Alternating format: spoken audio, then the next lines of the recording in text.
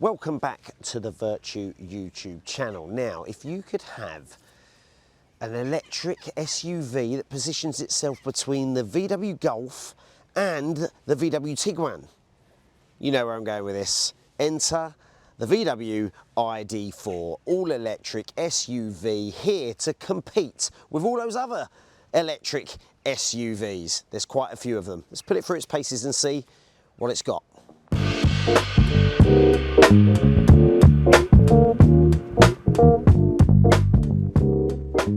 So let's talk money first of all. For the entry-level version, which is a Match Pure ID4, you're looking at around about £36,275. That's today, as the day of filming, from a Vertu dealership. Let's talk charging stuff while we show you around the car, because this is very, very important. So the previous 52 kilowatt hour battery has recently been updated to a 58 kilowatt hour battery. Now that will give you around about a range of 222 miles, something around about that mark. Probably real world miles is about 200. However, the Pro Match and the GTX versions get a 77 kilowatt hour battery and a 79 kilowatt hour battery, depending on which one you go for. Now that's looking at a range between 326 miles to 351 miles for those heavier, bigger batteries. But they will also give you a brake horsepower that tops up around about 335 for the top of the range, whereas the Match version is going to get you around about 170 brake horsepower. There we go. That's all you need to know for now. Let's talk looks, and I don't think VW really do a bad looking car. Some people are going to put in the comments that they do, but I really don't think they do. And this is no different. I really quite like the understated front end. I think the best bit about it is the LED lights flush into this light bar that goes right across. And I really do like, the cameraman pointed out, the white on the badge and then across this light bar. Really quite offsets it with the paint job, and then we've got the black and white combo there. There's a grille here, a little bit of a fakery sort of air intake there. It's a little bit plasticky, but again, I think looking at this, it's going to look very, very nice, and dare I say it, at night with that light bar. Right, the side of the car is a little bit understated, but I do really love the 19-inch alloy wheels on this. I think it looks very, very nice from the side as well. Let's go to the back. And then we finish with the back, and as you can see from the front, we have that sort of light bar that goes right the way the front of the front, and it goes right away round the back as well. And I think it looks really, really nice. It's going to look particularly nice at night, and I do like the fact that they've got the ID4 and the VW badge in white, as I mentioned, at the front. Fairly understated again at the back, not too much going on in terms of big rear diffusers or anything like that, but you will see on the driving, this is a car of comfort, and that is why it's designed like this, I believe. But let's go into the boot and see what this is like, because it's huge. 543 litres of space in there. That is monstrous. Really, really impressive. We've got hooks all over the place here. We've got a little bit of underfloor space there for your charging cable and whatnot. That is very, very good indeed. And also we've got a 60-40 split, but we've also got a bit of through load space. Not freeload space, through load space in to the rear as well, at the back of the car. So I am really a big fan of this already. Looks nice, massive boot. Those are the two things I look for in a car. Inside the ID4, I'm greeted with a very nice interior indeed. I never doubted it for 1 second with a VW. For a start, I've not got any hard plastic anywhere. A little bit up front there, but the main part of the dash is all a nice textured leather effect material with that white stitching throughout. Goes with the exterior white touchings at the front and back. And we've also got this little bit of chrome effect here, which again, just makes it a little bit nicer. Understated again, but very, very refined. Now, other good things I really, really like. You're greeted straight away by two displays. Now, the driver display is very, very small. They've done this on purpose. Small, crammed with information, making it different to this, the 12-inch infotainment system. That is just turned to the driver and so close and accessible. And you think that's a given. It's not a given. Sometimes I'm reaching right into the dash to get access to that, and sometimes it's actually set straight moved around a little bit, but that is, I quite like that it's just offset and facing me, a little bit like the Renault 5 that we had the other week. They set it to you a little bit more, and I really, really like it. Now it's very, very responsive, no lag, very HD. Everything is there for you. There are no buttons. This is a EV SUV that have gone for everything on the infotainment system. I will say I prefer buttons, of course, but the only good thing is they've done, which a lot of SUVs are doing now, they're putting the climate control as a little bit of a shortcut at the bottom, so you don't have to faff around finding it. It's right there, and let's be honest, that's what we want from our buttons, the climate control. So I'm glad it's got a shortcut. But I've got shortcuts everywhere. I've also got my main options there, but I can go to my drive mode there really easily. My driving assists, turn them on and off as I see fit. And then I've got my heated seat options there. And I've also got my heated steering wheel options on the steering wheel as well as the infotainment system. And on that, the steering wheel, very, very functional, not sporty in any way. And they've done that on purpose. As we get to the driving, I'll explain. They've got buttons. They've got buttons on here for me to control the volume on here as well. And they've got some buttons for my adaptive cruise control as well. So they've thought of everything.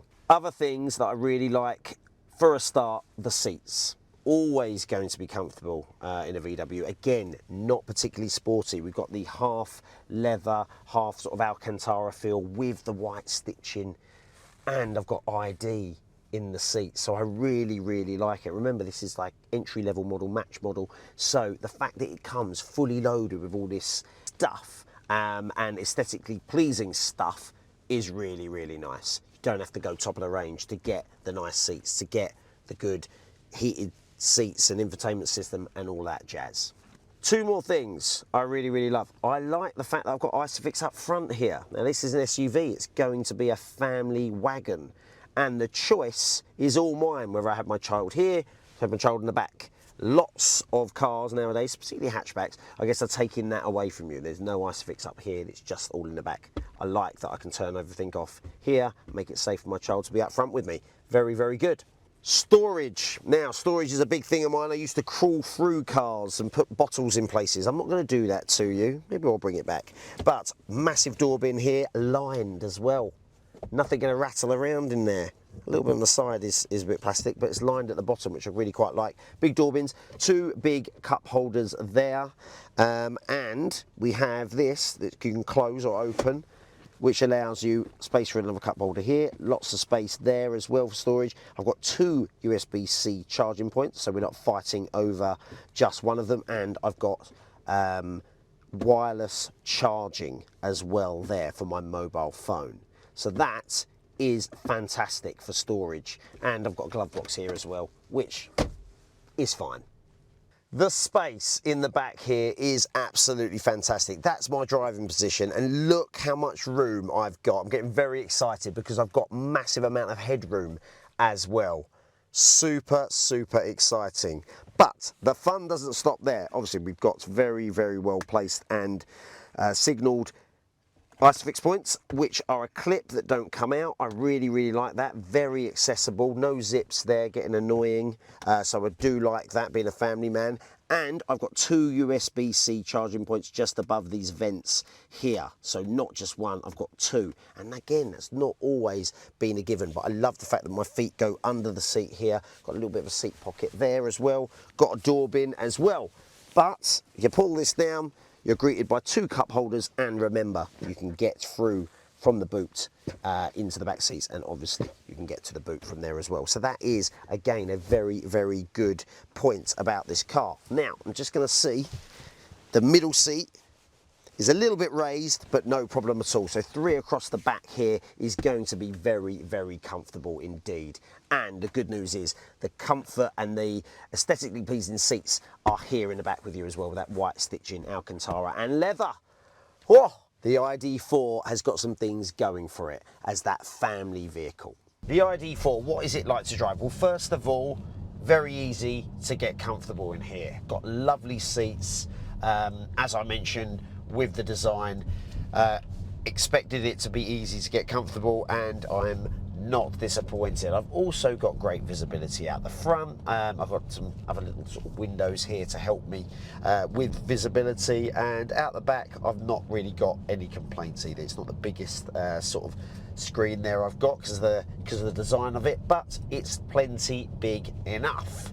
Now, in terms of the actual performance of it, of course, I'm going to have a little bit of instantaneous torque with all EVs, which I absolutely love. If you watched any of my videos, it's the one thing that's making the transition into EV, for me, just really exciting, because when you put your foot down, it goes, as simple as that. And this isn't the sportiest of SUVs. So we have the match trim that I mentioned earlier, which is loaded with stuff to help me on my way, but also I've got around about 170 brake horsepower, so 170 in terms of power, which, you know, isn't exactly groundbreaking, but it's got plenty enough to get me off the line at a busy junction in and around town.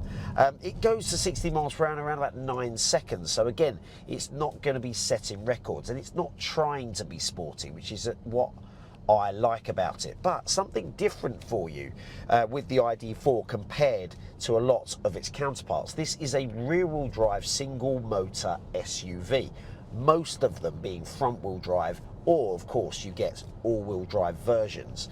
This is rear-wheel drive, which makes it a little bit better when it comes to torque steer and planting to the road, and the balance of the car on a UK country road, for me, just feels a little bit better. The regen braking system is also a little bit different on this car. We've becoming very used to them on modern day EVs.